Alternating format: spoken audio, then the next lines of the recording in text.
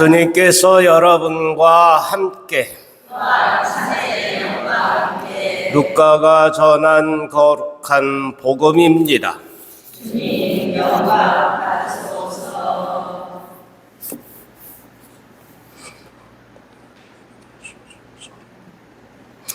그때 예수님께서 바리사이들과 율법학자들에게 이 비유를 말씀하셨다. 너희 가운데 어떤 사람이 양 100마리를 가지고 있었는데 그 가운데에서 한 마리를 잃으면 99마리를 광야에 놓아둔 채 잃은 양을 찾을 때까지 뒤쫓아가지 않느냐. 그러다가 양을 찾으면 기뻐하며 어깨에 메고 집으로 가서 친구들과 이웃들을 불러 나와 함께 기뻐해 주십시오. 잃었던 내 양을 찾았습니다 하고 말한다. 내가 너희에게 말한다. 이와 같이 하늘에서는 회개할 필요가 없는 의인 99보다 회개하는 죄인 한 사람 때문에 더 기뻐할 것이다. 주님의 말씀입니다.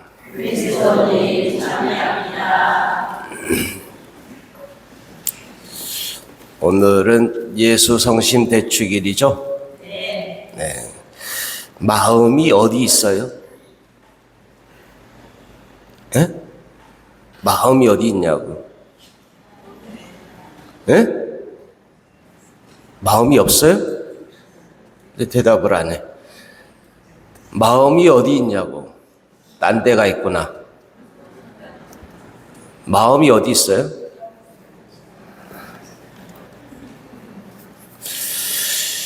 대개 이제 예수 성심의 이제 성화를 보면 예수님이 당신의 심장을 이렇게 들고 있는 모습의 이 성화를 보게 됩니다. 그것은 그 심장이 이 마음을 표현한다, 뭐 드러낸다 이런 의미가 그 안에 있겠죠. 없구나. 네, 마음이 딴 데가 있어요? 빨리 불러오세요. 예, 그래서 그 심장이라고 이렇게 생각하는데 정말 그러냐, 이게. 마음이 심장에 있어요? 마음이 그 심장 안에 있냐고. 심장은 사람의 생명을 그 할딱거리는 그 숨을 쉬게 만드는 그것을 가능케 만드는 것이죠. 엔진과 같아요. 이제 자동차로 보면 엔진과 같아요. 이 심장이 멎으면 동력이 없기 때문에 그냥 멈춰버린다. 숨을 안 쉬게 되니까. 심장이 멎으면 죽는 거예요. 죽는 거. 근데 우리는 마음이라고 할 때 그것을 드러내는 것을 심장이라고 생각한다. 왜 그럴까? 왜 그럴까? 호흡 내지는 숨 이것과 직결되어 있고, 그래서 마음이 없으면 다른 말로 하면 죽은 것과 같다. 숨을 안 쉬는 것과 같아요.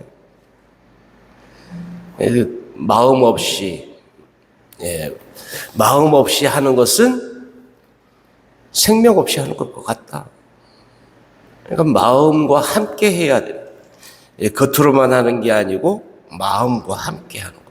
이제 이거 좀 다르게 이제 보면 예수님의 성심이라고 했을 때 그 심장을 꺼내서 보여준다. 그러면 우리들의 마음, 그러면은 우리들의 심장, 다시 말하면 우리의 생명하고 직결되는 거예요. 신앙생활도 한편에서 보면 이 생명하고 직결되어 있고 숨 쉬는 것과 같아요. 마음 없이 겉으로만 왔다 갔다, 그게 불가능한 일이라고. 그런데도 가능한 것처럼 생각할 수 있다. 실제로 그렇게 보여지니까. 그렇지는 않다는. 마음이 머리에 있을까요? 심장에 있을까요? 마음은 마음이 있지. 생각으로 그런 거요? 아니면 그냥 그래서 그런 거예요? 근데 어쨌든 뇌가 하는 일과 심장이 하는 일과 그건 분명히 다를 거예요. 심장은 단순하게 기관, 엔진 이 역할만 한다? 그렇지 않다는 거예요.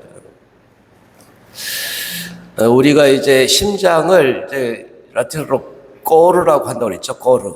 예. 꼬르. C-O-R. 예. 꼬르라고 하는데, 하트, 그죠? 하트. 이 꼬르는 코어라는 거, 이제 중심이라는 것과 같아요. 중심. 코어를 중심이라고 하죠. 마음도 저기 갔네. 예, 코어 중심이라고 하는데, 이 중심이 사람들의 중심은 배꼽이 아니고 여기를 해놓은 거야. 심장. 뇌도 아니고. 되게 뇌가 굉장히 중요하죠. 하는 일로 보면, 그죠? 하는 일로 보면 굉장히 중요한데, 머리가 중심이 아니라는 거예요. 코어는, 사람의 코어, 심장은 여기에 있으니까. 사람의 코어, 중심은 육체적으로는 배꼽 부위, 그죠? 그런데, 영적인 부분들이라든지 그 사람으로서의 어떤 기능, 사람으로서의 꼴로 보면 이 심장에 있다는 거예요. 그러니까 심장이 멎으면 죽은 거지. 이 이야기를 왜 하느냐. 우리가 이제 외적인 부분들에서 전체적인 아무런 조건 없이 밸런스 또는 중심 이런 부분들을 찾을 때는 당연히 배꼽 이렇게 해야 되는데 그렇지 않고 심장, 코어, 하트를 사람의 중심이라고 이렇게 본다면 우리는 그만큼 마음의 중심을 두고 산다. 마음이 빠져버리면 죽은 삶이에요. 죽은 존재다라는 것, 그 가치를 전제하고 있는 것이다.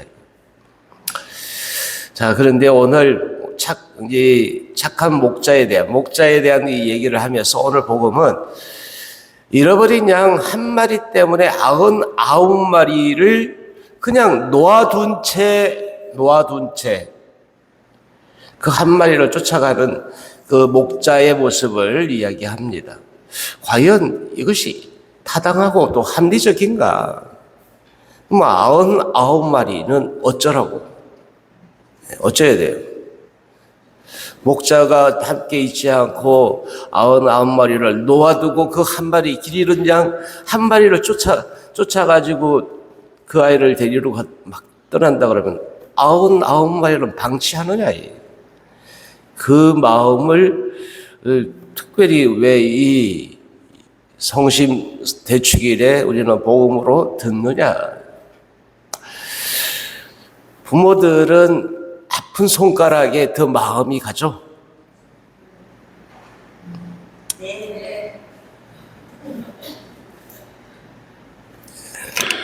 저는 안 키워봐서 모르겠어요. 그런데 부모들의 마음도 그 아픈 손가락 때문에 아파하는 것처럼 그 잘된 내가 굳이 안 해도 그 아이들은 잘 있을 거야 라는 그런 믿음이 있기 때문에 99마리는 그냥 안전할 것이라는 기대치. 그래서 잃어버린 그 한 마리를 쫓아가는 그 마음이 예수님의 마음이다. 하느님의 마음이다. 이거는 머리로 생각하는 게 아니죠. 머리로 또 이제 배로 몸으로 어떤 구조적인 부분들을 따지는 게 아니에요. 마음이 그렇게 한다. 마음이 이끄는 대로. 근데 그런 마음이 이끄는 그 마음은 그 하느님의 마음, 주님의 마음은 그렇다 이거예요. 어쩔 거예요. 그런데 그 잃어버린 양 한 마리한테 꽂혀서 거기에 따라가는 것, 거기에 몰빵하는 것, 이것이 논리적으로 따져서 왜 그러냐 따질 수 있는 부분들이 아니라는 거예요. 99마리가 있는데 어느 것이 더 귀중한 것이냐 소중한 것이냐 이렇게 막 따질 수 있는 것이 아니라는 거죠. 그럼에도 우리가 그 잃어버린 양 한 마리라고 했을 때 돌아오는 감동은 크죠. 내가 그 잃어버린 양 한 마리라고 생각할 때 감동은 너무나 그 큰 사랑이에요. 다른 99마리를 두고 나를 그렇게 찾아오셨군요 라고 이렇게 할 수 있지 않거든요.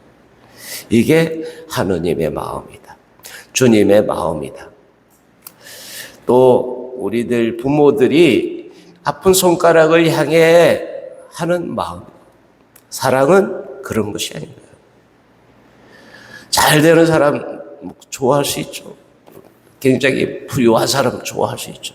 그러나 아픈 손가락으로 잃어버린 양 한 마리를 향해 있는 마음이 주님의 마음이라고 한다면 우리 또한 그럴 수 있어야 하지 않는가.